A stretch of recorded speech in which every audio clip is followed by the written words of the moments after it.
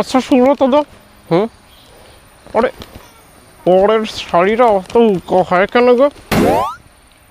বরের শাড়িরা বোকা হয়? কোন বরের শাড়িরা? আরে ও যে নতুন করতে যায় যে ওর, তার শাড়ি করা বোকা হয় কেন? কি করে বুঝলি? আরে করতে গেলে জুতো সামলায়, তো জুতো সামলাবে না? ওইটা করে কত টাকা পায় বলতো? হুম, কয় টাকায় ও হয়? কয় টাকা পায় মানে? অনেক টাকা পায় তো। আরে ওর থেকে আমি দারুণ একখানা বুদ্ধি দিতে পারি, বুঝলে? তাতে ওর থেকে অনেক বেশি টাকা পাবে।